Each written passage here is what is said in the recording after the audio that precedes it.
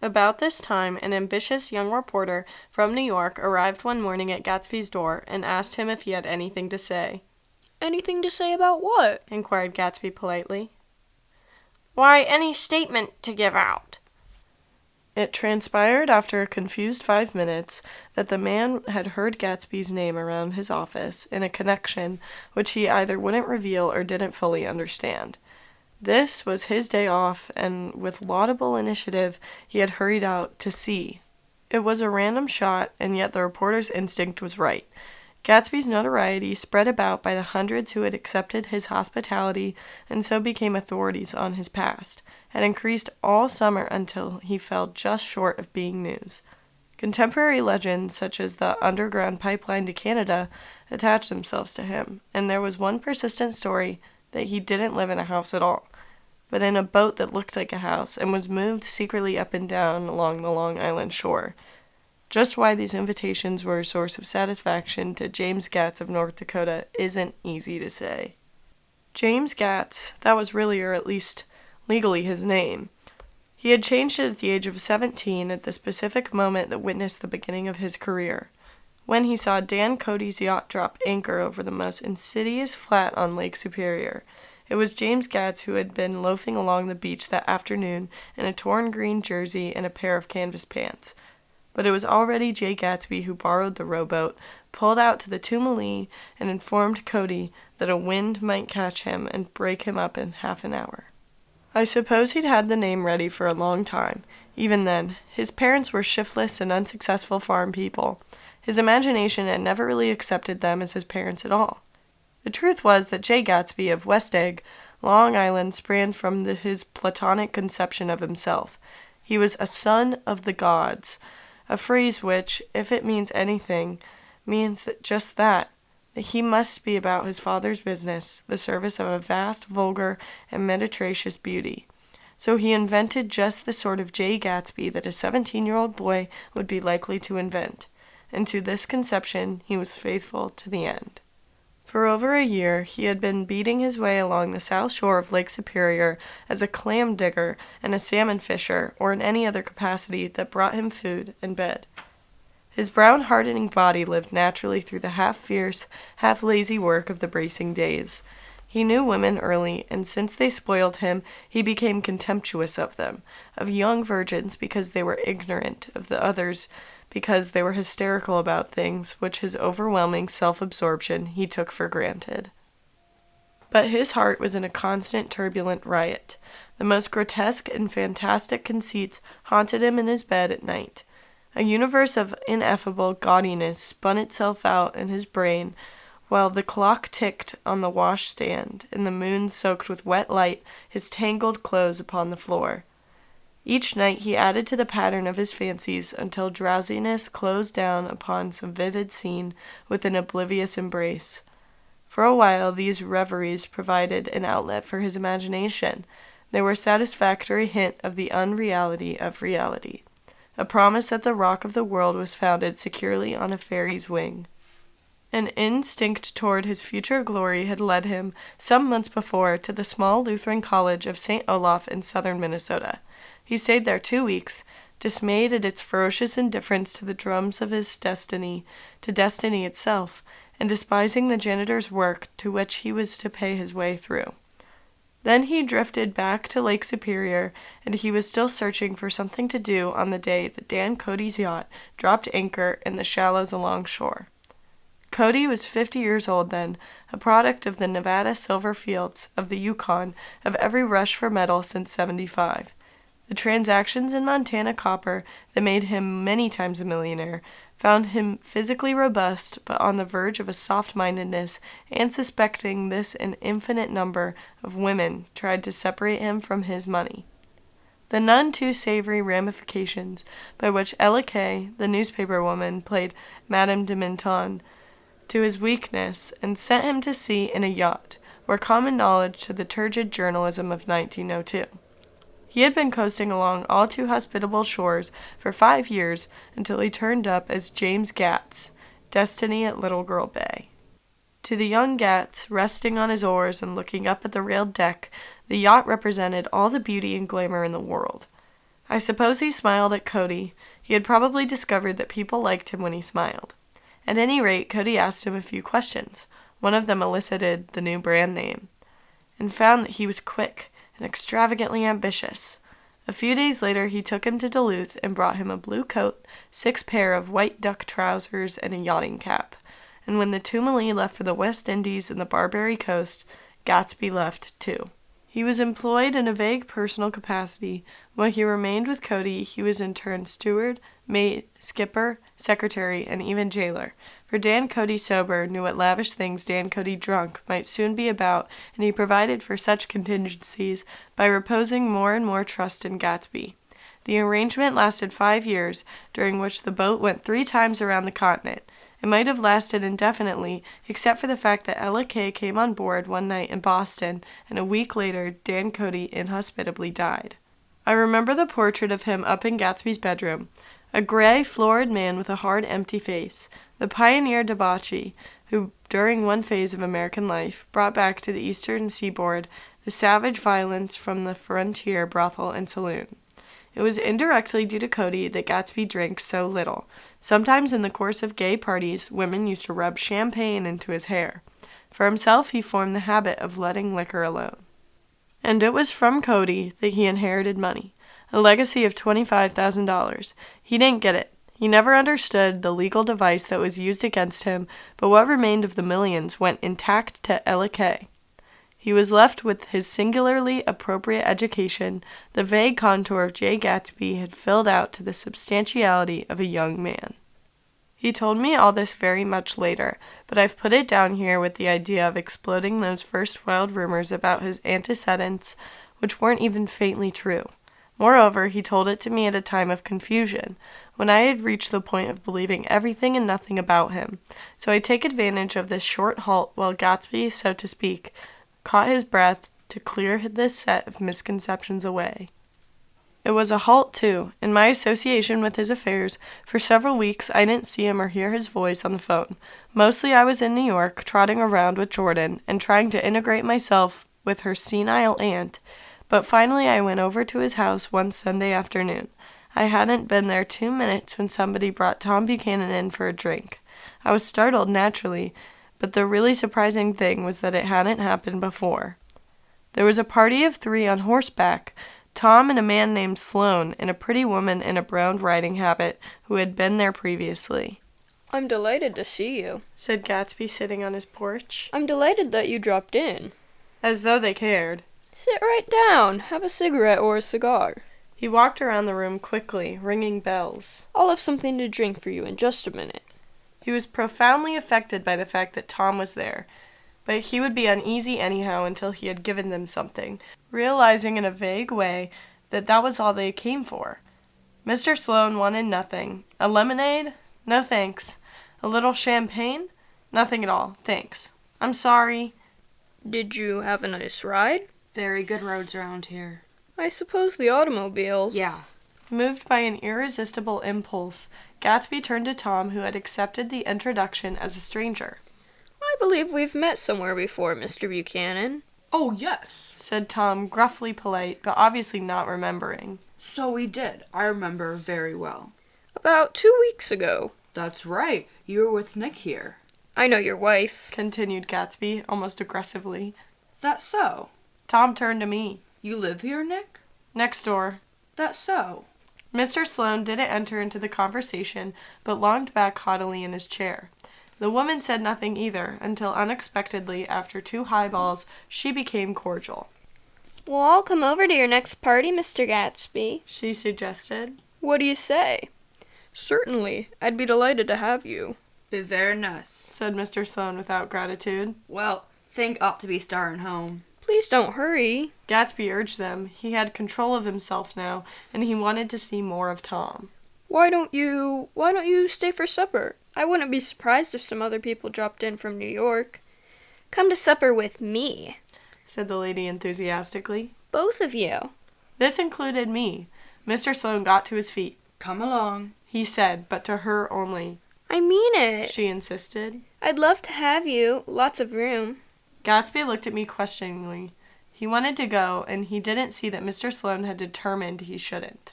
I'm afraid I won't be able to, I said. Well, you come. She urged, concentrating on Gatsby. Mr. Sloane murmured something close to her ear. We won't be late if we start now. She insisted aloud. I haven't got a horse, said Gatsby. I used to ride in the army, but I've never bought a horse. I'll have to follow you in my car. Excuse me for just a minute. The rest of us walked out on the porch, where Sloane and the lady began an impassioned conversation aside.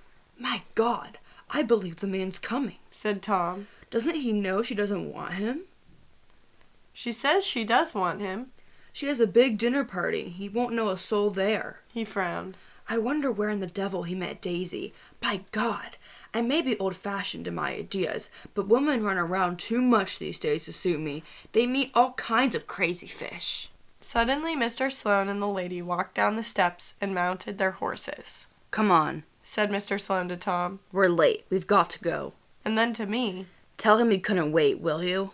Tom and I shook hands. The rest of us exchanged a cool nod, and they trotted quickly down the drive, disappearing under the August foliage, just as Gatsby, with hat and light overcoat in hand, came out the front door. Tom was evidently perturbed at Daisy's running around alone, for on the following Saturday night he came with her to Gatsby's party. Perhaps his presence gave the evening its peculiar quality of oppressiveness. It stands out in my memory from Gatsby's other parties that summer. They were the same people, or at least the same sort of people, the same profusion of champagne, the same many-colored, many-keyed commotion, but I felt an unpleasantness in the air, a pervading harshness that hadn't been there before. Or perhaps I had merely grown used to it, grown to accept West Egg as a world complete in itself, with its own standards and its own great figures, second to nothing because it had no consciousness of being so, and now I was looking at it again, through Daisy's eyes. It is invariably saddening to look through new eyes at things upon which you have expanded your own powers of adjustment. They arrived at twilight as we strolled out among the sparkling hundreds. Daisy's voice was playing murmurous tricks in her throat. These things excite me so, she whispered. If you want to kiss me any time during the evening, Nick, just let me know, and I'll be glad to arrange it for you. Just mention my name, or present a green card. I'm giving out green... Look around, suggested Gatsby. I'm looking around. I'm having a marvelous... You must see the faces of people you've heard about. Tom's arrogant eyes roamed the crowd. We don't go around very much, he said. In fact, I was just thinking I don't know a soul here. Perhaps you know that lady. Gatsby indicated a gorgeous, scarcely human orchid of a woman who sat in state under a white plum tree. Tom and Daisy stared with that peculiarly unreal feeling that accompanies the recognition of a hetero, ghostly celebrity of the movies. She's lovely, said Daisy. The man bending over her is her director. He took them ceremoniously from group to group. Mrs. Buchanan and Mr. Buchanan. After an instant's hesitation, he added, The polo player. Oh, no, objected Tom quickly. Not me. But eventually the sound of it pleased Gatsby, for Tom remained the polo player for the rest of the evening. I've never met so many celebrities, Daisy exclaimed. I liked that man. What was his name, with the sort of blue nose? Gatsby identified him, adding that he was a small producer. Well, I liked him anyhow. I'd a little rather not be a polo player, said Tom pleasantly. I'd rather look at all these famous people in oblivion. Daisy and Gatsby danced. I remember being surprised by his graceful, conservative foxtrot.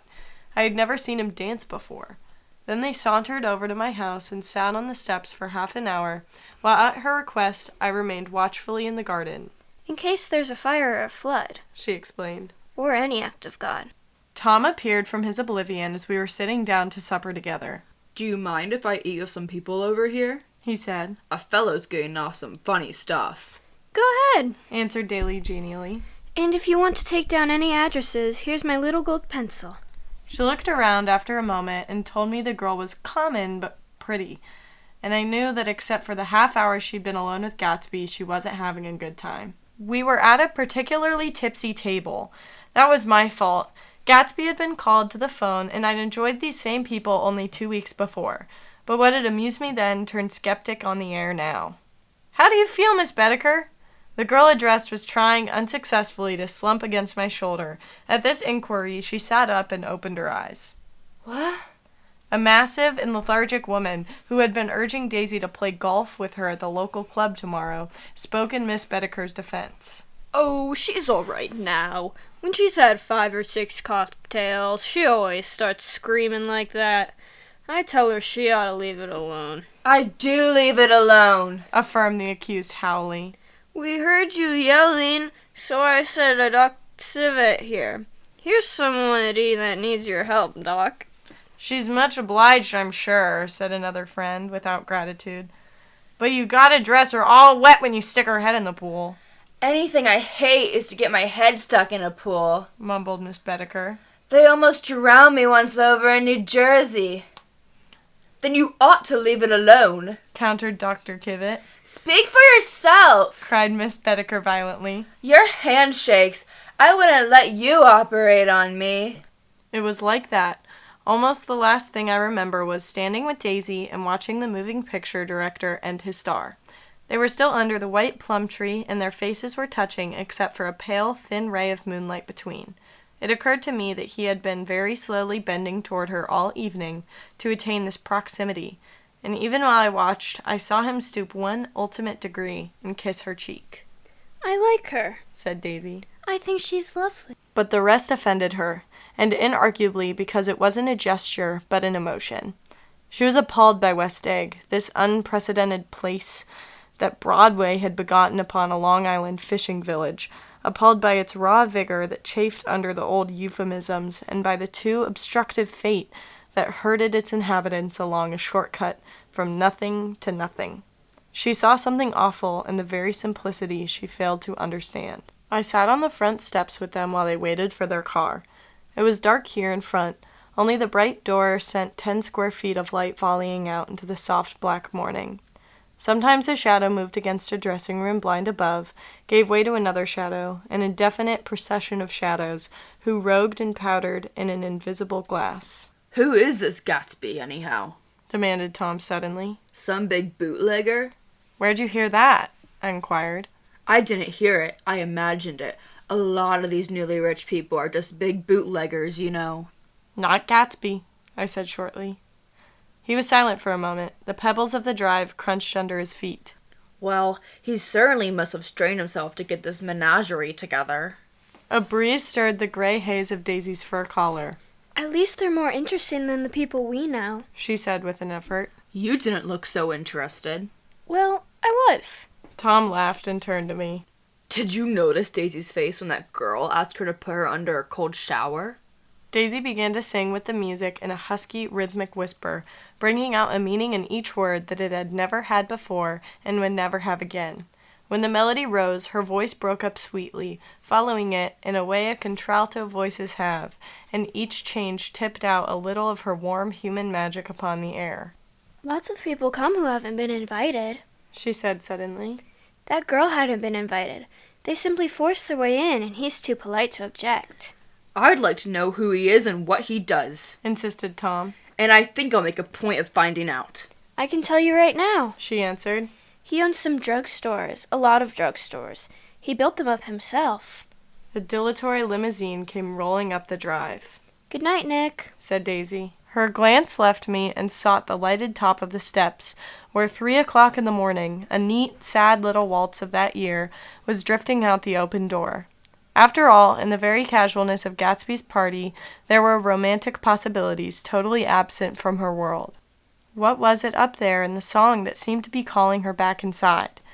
What would happen now in the dim, incalculable hours? Perhaps some unbelievable guest would arrive, a person infinitely rare and to be marveled at, some authentically radiant young girl who, with one fresh glance at Gatsby, one moment of magical encounter would blot out those 5 years of unwavering devotion. I stayed late that night. Gatsby asked me to wait until he was free, and I lingered in the garden until the inevitable swimming party had run up, chilled and exalted, from the black beach until the lights were extinguished in the guest rooms overhead. When he came down the steps at last, the tanned skin was drawn unusually tight on his face, and his eyes were bright and tired. She didn't like it, he said immediately. Of course she did.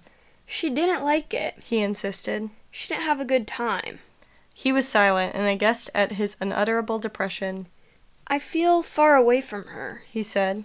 It's hard to make her understand. You mean about the dance? The dance? He dismissed all the dances he had given with the snap of his fingers. Old sport, the dance is unimportant. He wanted nothing less of Daisy than that she could go to Tom and say, I never loved you.